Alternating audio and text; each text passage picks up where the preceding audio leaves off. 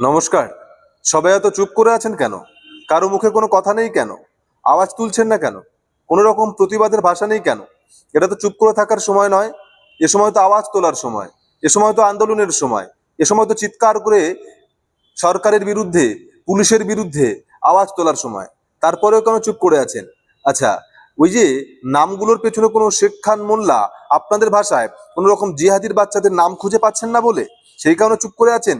শুনুন, প্রতিবাদীরা ধান্দাবাজ কখনো হয় না, আর ধান্দাবাজরা কখনো প্রতিবাদী হতে পারে না। আপনাকে বলছি, আপনার কাছে হিসেব আছে? 4 তারিখের পর থেকে বেহালার সরসুনিয়া থেকে শুরু করে, আরজিকর থেকে শুরু করে, বারুইপুর থেকে শুরু করে পশ্চিমবঙ্গের বুকে কতগুলো ধর্ষণের ঘটনা ঘটে গেছে। আপনি শুধু ডিম ছোড়ায় ব্যস্ত আছেন, আপনি শুধু জিহাদিদেরকে জব্দ করায় ব্যস্ত আছেন, জিহাদিদের বিরুদ্ধে আওয়াজ তোলায় ব্যস্ত আছেন।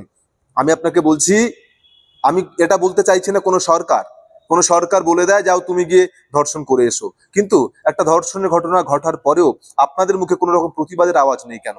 আওয়াজ তুলছেন না কেন? প্রশ্নটা এখানে। এবং মিডিয়াগুলো মিডিয়াগুলো চুপ আছে, শুধুমাত্র কয়েকটা লেখা দিয়ে দিচ্ছে, পোস্ট করে দিচ্ছে, বারুইপুরে এই ঘটনা ঘটেছে।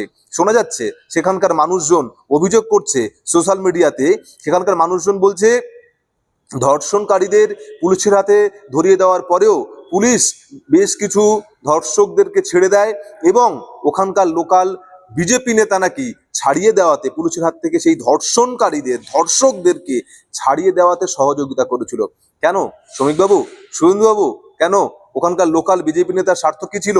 কিসের জন্য ধর্ষণকারীদেরকে ছাড়ানোর কথা বলেছিল? কি শাস্তি হবে, কি শাস্তি দেবেন?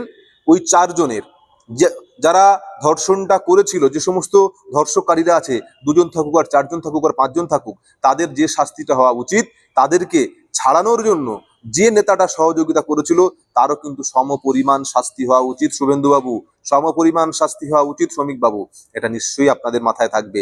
তাই বলছি, ধান্দাবাজরা কখনো প্রতিবাদী হতে পারে না, আর যারা সঠিক প্রতিবাদী কখনো ধান্দাবাজ হয় না।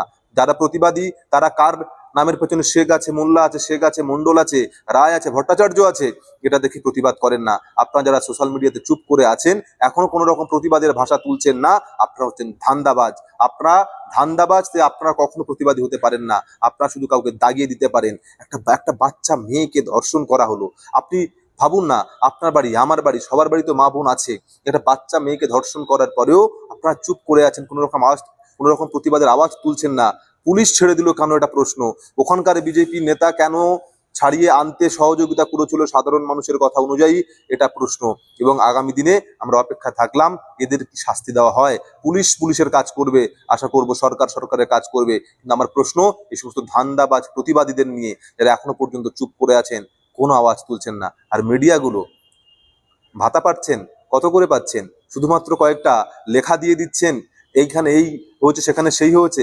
আরে সবার আগে এই সমস্ত প্রতিবাদের বার্তাগুলো তো আপনাদের কাছ থেকে আসা উচিত। আপনারা তো গণতন্ত্রের চতুর্থ স্তম্ভ। চুপ করে আছেন কেন? ভাতা পাচ্ছেন বলে। তাই বলছি, সরকার, আমি আবার বলছি, সরকার কখনো চায় না, কিন্তু আমার সবচেয়ে বড় প্রশ্ন এই প্রতিবাদীদেরকে নিয়ে, যারা স্পেসিফিক প্রতিবাদ, ধান্দাবাজ প্রতিবাদ।